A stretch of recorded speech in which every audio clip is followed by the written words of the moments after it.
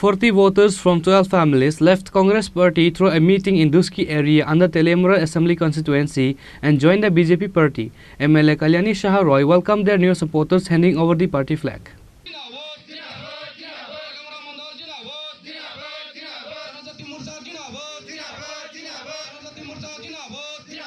As the Lok Sabha election approaches, the political election camps in the state continues. Likewise, today on Saturday, 40 voters from 12 families left Congress party through a meeting in Duski area under Telemura Assembly constituency and joined the BJP party.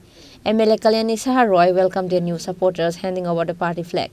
MLA Kalyani Shah Roy claimed that the state government is taking one plan after another for the overall development of the tribal areas. গরু পালেন, শুকর পালেন, মুরগি পালেন, তাদেরকে আমরা বছরে ৬০০০ টাকা পশু পালন সম্মান নিধি আমরা দিচ্ছি। তাই আজকে এখানে আমি সবাইকে বলবো, সরকার বিনামূল্যে শুকরের ছানা দিচ্ছেন, শুকরের বাচ্চা দিচ্ছেন, ছাগলের বাচ্চা দিচ্ছে, এগুলি নিয়ে আপনাদেরকে পেলে বড় করুন এবং সরকারের কাছে এই সম্মান নিধি বছরে ৬০০০ টাকার জন্য আপনারা আবেদন করুন। শুকরের খাবার দেওয়া হয়, মুরগির খাবার দেওয়া হয়, এগুলি দিয়ে আপনারা স্বনির্ভর হতে পারবেন। গত পরশুদিন বিধানসভায় আলোচনা হয়েছে, জনজাতি কল্যাণ দপ্তর থেকে জনজাতি মহিলাদের যেন বিনামূল্যে সুতা দেওয়া হয়। এই পাঁচরা রিসা বানানোর জন্য জনজাতিদের যাতে বিনামূল্যে সুতা দেওয়া হয়, সরকার সেদিকে লক্ষ্য রেখে আগামী দিনে এটা করে দেবে।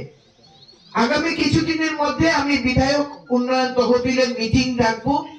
সরকার আমাদেরকে এবার বছরে ৭৫ লাখ টাকা দিয়েছেন প্রত্যেক এমএলএ কে তার নিজ নিজ এলাকার জন্য। আমরা এই প্রকল্পেও মহিলাদেরকে যাতে বিনা পয়সায় সুতা দিতে পারি তার জন্য আমরা সিদ্ধান্ত গ্রহণ করব, যাতে জনজাতি মহিলারা এই কাজটা করতে পারে। Kalyani Shah Roy, MLA of the area, including the local people, were seen joyous after such party-changing event happening in different parts of Telemura for joining with BJP. Reported by Hiran Moy from Telemura, Chini Khorang.